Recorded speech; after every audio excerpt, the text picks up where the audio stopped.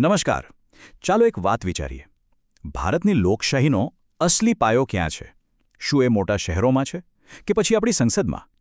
ના, એનો સાચો જવાબ તો આપણા ગામડાઓમાં છુપાયેલો છે. અને આજે આપણે જ એ જ પાયાના સ્તંભ વિશે વાત કરવાના છીએ. હા, પંચાયતી રાજ વ્યવસ્થા, જે સત્તાને સીધી લોકોના હાથમાં સોંપે છે. તો આ સવાલ પર જરા ઊંડાણમાં ઉતરીએ કે ભાઈ, આ લોકશાહીનો સાચો આત્મા છે ક્યાં? શું એ મોટા મોટા શહેરોની ચમકદમકમાં છે કે પછી સંસદ ભવનની ભવ્યતામાં? ના, એવું બિલકુલ નથી. એનો સાચો આત્મા, એનું હૃદય તો ધબકે છે ભારતના લાખો ગામડાઓમાં.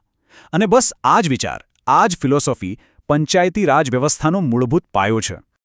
અને તમને ખબર છે, આ જ મહાન વિચારને સન્માન આપવા માટે આપણે દર વર્ષે 24 એપ્રિલે રાષ્ટ્રીય પંચાયતી રાજ દિવસ મનાવીએ છીએ.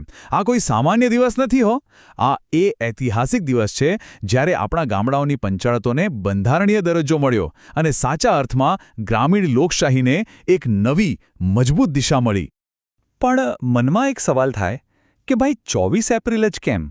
આટલી બધી તારીખોમાંથી આ જ તારીખ કેમ પસંદ થઈ? વેલ, આ તારીખ પાછળ એક બહુ જ મહત્વનો ઇતિહાસ જોડાયેલો છે.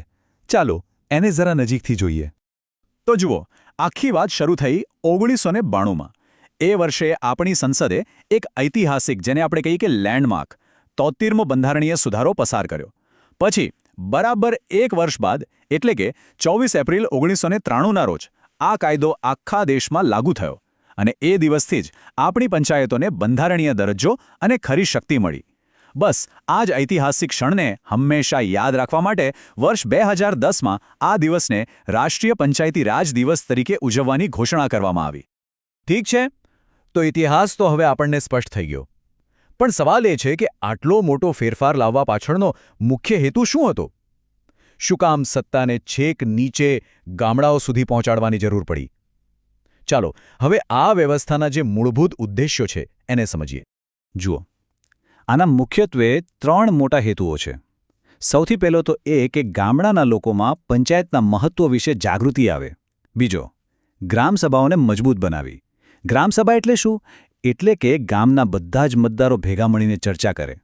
આનાથી લોકોની ભાગીદારી વધે અને દરેક વ્યક્તિ પોતાનો અવાજ, પોતાનો મત રજૂ કરી શકે.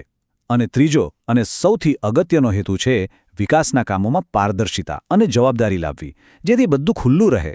અને સાચું કહું તો આ જ તો ખરી લોકશાહી છે, બરાબર ને?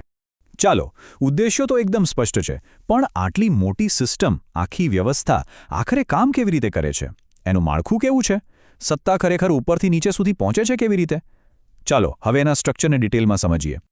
તો આપણી આ સિસ્ટમ છે ને, એ 3 લેવલ પર કામ કરે છે. એક 3 ટિયર સ્ટ્રક્ચર છે. સૌથી પાયાના સ્તરે, એટલે કે દરેક ગામડા માટે હોય છે ગ્રામ પંચાયત. પછી એનાથી ઉપરના લેવલ પર, એટલે કે બ્લોક કે તાલુકા લેવલે આવે તાલુકા પંચાયત.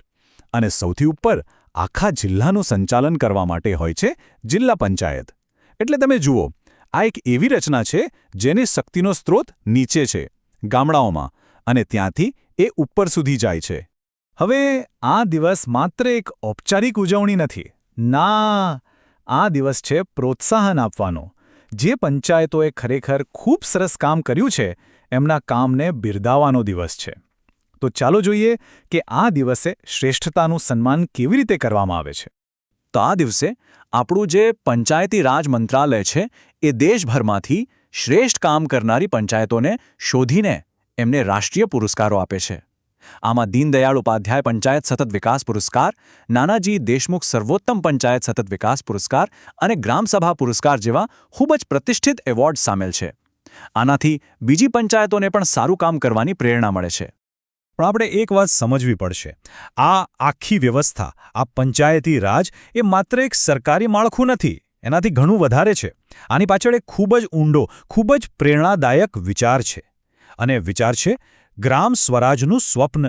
ખુદ મહાત્મા ગાંધી કહેતા કે ભારતનો આત્મા એના ગામડાઓમાં વસે છે. એમનું એક સપનું હતું, ગ્રામ સ્વરાજનું સપનું. ગ્રામ સ્વરાજ એટલે શું?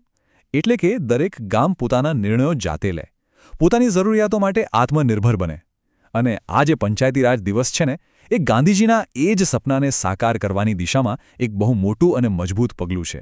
એ આપણને વારંવાર યાદ અપાવે છે કે સાચી લોકશાહીની શરૂઆત સંસદથી નહીં, પણ ગામડાની ગ્રામસભાથી થાય છે. અને અંતે એક સવાલ જે આપણા સૌ માટે છે. ભલે આપણે શહેરમાં રહેતા હોઈએ કે ગામડામાં, આપણી આસપાસ જે સ્થાનિક શાસન છે એને વધારે મજબૂત, વધારે પારદર્શક અને વધારે જવાબદાર બનાવવા માટે આપણે શું યોગદાન આપી શકીએ?